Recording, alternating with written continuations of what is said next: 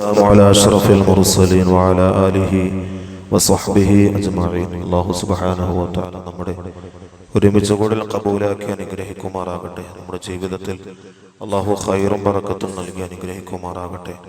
പ്രയാസങ്ങൾ അനുഭവിക്കുന്ന, വേദനകൾ അനുഭവിക്കുന്ന, രോഗങ്ങളിൽ കഴിയുന്ന മുഴുവൻ പേർക്കും അല്ലാഹു സുബ്ഹാനഹു വ തആല ശിഫയും സലാമത്തും നൽകി അനുഗ്രഹിക്കുമാറാകട്ടെ. കഴിഞ്ഞ ദിവസം നമസ്കാരവുമായി ബന്ധപ്പെട്ട നമസ്കാരത്തിലെ കള്ളനെ സംബന്ധിച്ചാണ് ചർച്ച ചെയ്തത്. പരിശുദ്ധമായ ഇസ്ലാമിൻ്റെ ഏറ്റവും മർമ്മപ്രധാനമായ ആരാധനാ കർമ്മങ്ങളിൽ കഴിഞ്ഞ ദിവസം സൂചിപ്പിച്ചതുപോലെ നമസ്കാരത്തിൻ്റെ പ്രാധാന്യം വളരെ വലുതാണ്.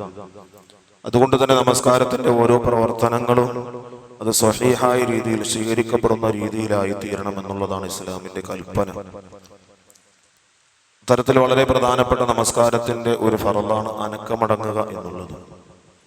റസൂലുള്ളാഹി സ്വല്ലല്ലാഹു അലൈഹി വസല്ലമ തങ്ങൾ ഒരു മനുഷ്യൻ നമസ്കരിക്കുമ്പോൾ റസൂലുള്ളാഹി സ്വല്ലല്ലാഹു അലൈഹി വസല്ലമ തങ്ങൾ ആ മനുഷ്യൻ നമസ്കരിച്ചതിന് ശേഷം ആളിനോട് നബി സല്ലല്ലാഹു അയാളുടെ റുകൂഉം സുജൂദും ഒക്കെ വളരെ ഹൈ സ്പീഡിൽ അദ്ദേഹം ചെയ്തിരുന്നു.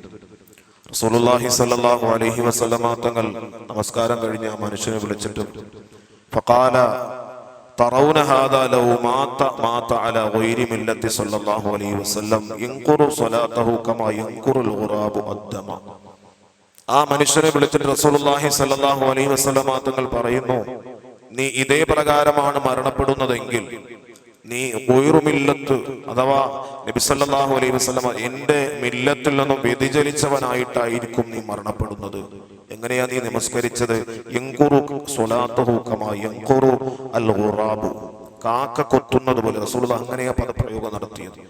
കാക്ക തന്റെ തീറ്റ കൊത്തുന്നത് പോലെ, കൊത്തി തല ഉയർത്തുന്നത് പോലെ റുകൂഉം സുജൂദും ചെയ്തിട്ട് ഇതേ പ്രകാരമാണ് നീ നമസ്കരിക്കുന്നതെങ്കിൽ നിന്റെ നമസ്കാരം കൊണ്ട് നീ എന്റെ മില്ലത്തിൽ നിന്നും വ്യതിചലിച്ചവനായിട്ടായിരിക്കും നീ മരണപ്പെടുന്നത് എന്ന് ആ സ്വഹാബിയോട്, ആ മനുഷ്യനോട് റസൂലുള്ളാഹി സ്വല്ലല്ലാഹു അലൈഹി വസല്ലം തങ്ങൾ പറഞ്ഞു.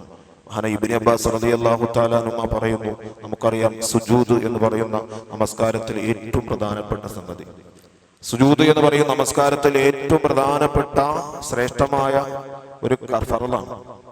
ആ സുജൂദ് 7 അവയവങ്ങൾ കൊണ്ടാണ് നിർവഹിക്കേണ്ടത്. ഇബ്നു അബ്ബാസ് റളിയല്ലാഹു തആല അൻഹു പറയുന്നു, അല്ലാഹു സുബ്ഹാനഹു വ തആല സുജൂദിന് വേണ്ടി തിരഞ്ഞെടുത്ത അവയവങ്ങൾ 7ആണ്. ഈ 7 അവയവങ്ങളിലാണ് മരണപ്പെടുമ്പോൾ നമ്മൾ പഞ്ഞി വെക്കുന്നത്, അല്ലേ? മരണപ്പെടുമ്പോൾ 7 അവയവങ്ങൾ, ദ്വാരങ്ങൾ കൂടാതെ 7 അവയവങ്ങളിലൂടെ എന്ത് ചെയ്യും? നമ്മൾ കഫൻ ചെയ്യുമ്പോൾ പഞ്ഞി വെക്കാറുണ്ട്. അതിൽ മഹാന ഇബ്നു അബ്ബാസ് റളിയല്ലാഹു തആല അൻഹു പറയുന്നു, സുജൂദിന്റെ അവയവം 1 നെറ്റിയാണ്, 2 മൂക്കാണ്, അതുപോലെ തന്നെ 2 മുൻകൈകളാണ്, അതുപോലെ കാൽമുട്ടാണ്, അതുപോലെ കാൽപാദങ്ങളുടെ അടിഭാഗം, കാൽ വിരലുകളുടെ അടിഭാഗം എന്ന് പറയുമ്പോൾ സുജൂദ് ചെയ്യുമ്പോൾ പലരും ജിമ്മിന് പോയി നിൽക്കുന്നത് പോലെ കിടക്കാറുണ്ട്. എന്ന് പറഞ്ഞാല് കാല് രണ്ടും ഭൂമിക്ക് മുകളിലായിരിക്കും. നമസ്കാരത്തിൽ സുജൂദിൽ കാല് വെക്കേണ്ടത് കാൽ വിരലുകൾ ഇങ്ങനെ പതിപ്പിച്ചായിരിക്കണം. കാൽ വിരലുകൾ ഇങ്ങനെ പതിപ്പിച്ചിട്ടാണ് എന്ത് ചെയ്യേണ്ടത്? നിസ്കാരത്തിൽ വെക്കേണ്ടത് പതിപ്പിച്ച് വെക്കണം. കാലിന്റെ വിരലുകളുടെ പള്ള കൊണ്ടാണ് എന്ത് ചെയ്യേണ്ടത്? ഭൂമിയിൽ പതിപ്പിക്കേണ്ടത്. അപ്പൊ ഈ കാലിന്റെ ഈ പള്ളയുടെ ഭാഗത്ത് എന്ത് ചെയ്യണം? അത് സുജൂദിന്റെ അവയവമാണ്. ഈ പലരൊക്കെ തെറ്റിദ്ധാരണ മൂലം ചെയ്തു വെക്കാറുണ്ട്, സുജൂദിന്റെ അവയവങ്ങളിൽ പഞ്ഞി വെക്കണമെന്ന് പറയുമ്പോൾ, സാന്ദർഭികമായി സൂചിപ്പിക്കുക, പഞ്ഞി വെക്കണമെന്ന് പറയുമ്പോൾ പലരും പഞ്ഞി വെക്കുന്നത് ഇങ്ങനെയാണ്. ഈ പഞ്ഞി പിച്ചിയെടുത്തിട്ട് ഇങ്ങനെ വെക്കും. തെറ്റാണ്. മയ്യത്തില് പഞ്ഞി വെക്കേണ്ടത് കാലിന്റെ വിരലിന്റെ ഇടയിൽ പഞ്ഞി വെക്കേണ്ടത് ഇങ്ങനെയല്ല. പഞ്ഞി വെക്കേണ്ടത് പരത്തിയാണ് പഞ്ഞി വെക്കേണ്ടത്.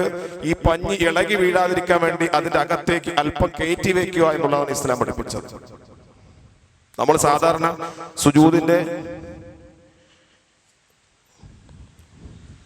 സുജൂദിന്റെ സ്ഥാനങ്ങളിൽ പഞ്ഞി വെക്കുക എന്ന് പറയുന്നത് എവിടെയാ? പഞ്ഞി വിരലിന്റെ ഇടയിലേക്ക് വെക്കലാണ്. വിരലിന്റെ ഇടയിൽ വെക്കലല്ല.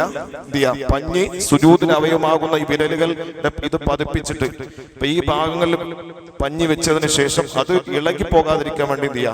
അതിന്റെ അഗ്രഭാഗം അല്ലെങ്കിൽ അതിന്റെ ഭാഗം അല്പം അകത്തോട്ട് എന്ത് ചെയ്യാ? മടക്കി വെച്ചു കൊടുക്കും. അതാണ് മയ്യത്തുമായി ബന്ധപ്പെട്ടത്. അപ്പൊ സുജൂദിന്റെ അവയവങ്ങൾ വളരെ പ്രധാനപ്പെട്ടതാണ് കാലിന്റെ ഭാഗം. അതും കൂടി എന്ത് ചെയ്യണം?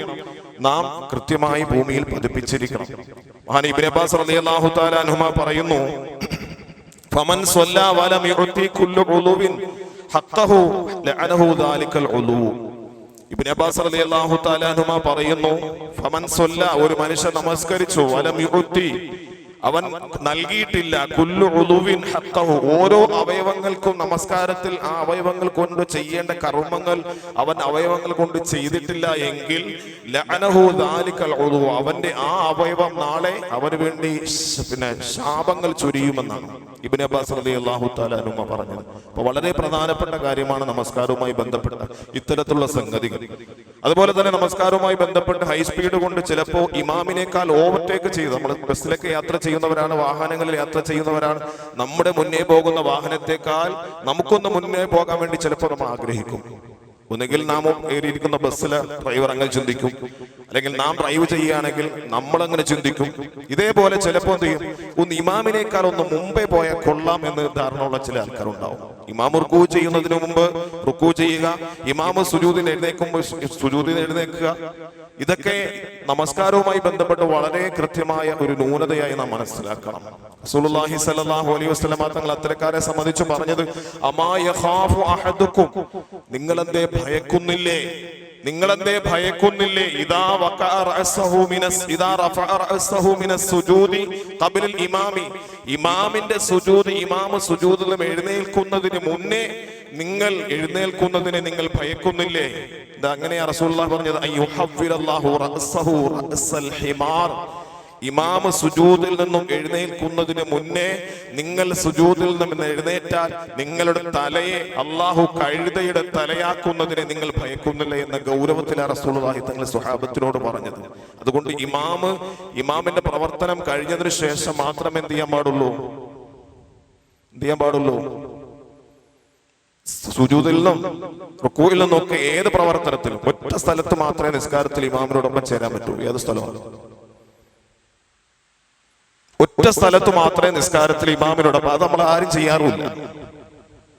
ഒറ്റ സ്ഥലത്ത് മാത്രമേ ഇമാമിനോടൊപ്പം ടൈപ്പാവാൻ പാടുള്ളൂ. സലാം കിട്ടുമ്പോഴും അല്ല,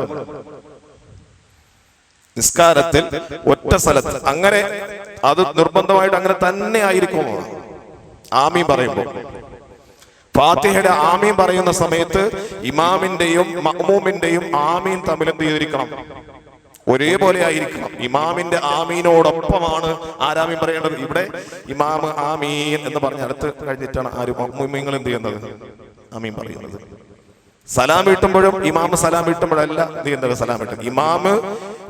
ഇമാമിന്റെ 2 സലാം കഴിഞ്ഞതിന് ശേഷമാണ് ഇമാമിന്റെ ആദ്യ സലാം വീട്ടേണ്ടത്. ഇമാമ് 2 സലാം വീട്ടിയതിന് ശേഷമാണ് എന്ത് ചെയ്യേണ്ടത്? മഅ്മൂമ സലാം ആരംഭിക്കേണ്ടത്. ഇവിടെ എന്ത് ചെയ്യും? പലപ്പോഴും എനിക്ക് കാണാൻ സാധിക്കുന്നത്, ഞാൻ ഇടത്തോട്ട് സലാം തിരിയുമ്പോൾ സലാം വീട്ടിൽ വെറുതെ ഇങ്ങനെ ഇരിക്കുന്നതാണ്. ഇവിടെ ഒന്നല്ല, പൊതുവായിട്ടുള്ള കാര്യം പറഞ്ഞത്. ഇടത്തോട്ട് ഇമാമ് അസ്സലാമു അലൈക്കും എന്ന് പറഞ്ഞ് ഇടത്തോട്ട് തിരിയുമ്പോൾ ഇവിടെ സലാം വീട്ടിൽ കഴിഞ്ഞിങ്ങനെ ഇരിക്കുക. പ്രിയപ്പെട്ടവരെ, അതുകൊണ്ട് നമസ്കാരവുമായി ബന്ധപ്പെട്ട് വളരെ കൃത്യമായ കാര്യങ്ങൾ റസൂലുള്ളാഹി തങ്ങൾ വളരെ ഗൗരവമായി ചിന്തിച്ചതാണ്. നമുക്ക് ആഖിറത്തിലും നമ്മുടെ ദുനിയാവിലും ആഖിറത്തിലും ഒക്കെ വിജയിക്കുന്ന തരത്തിൽ നമ്മുടെ നമസ്കാരങ്ങളായി തീരേണ്ടതുണ്ട്. അല്ലാഹു സുബ്ഹാനഹു വ തആല അത്തരത്തിൽ കൃത്യമായി പഠിക്കുവാനും അതനുസരിച്ച് ജീവിതത്തിൽ പകർത്തുവാനും ഒക്കെ അല്ലാഹു സുബ്ഹാനഹു വ തആല നമുക്ക് പരിപൂർണമായ സൗഭാഗ്യം നൽകി അനുഗ്രഹിക്കുമാറാകട്ടെ. ഖബൂലിയത്തുള്ള അല്ലാഹുവിന്റെ അടുക്കൽ സ്വീകരിക്കപ്പെടുന്ന ഇബാദത്തുകളിൽ നമ്മുടെ നമസ്കാരവും അല്ലാഹു തആല ചേർക്കുമാറാകട്ടെ. വാഖിറു ദഅവാന അൽഹംദുലില്ലാഹി റബ്ബിൽ ആലമീൻ.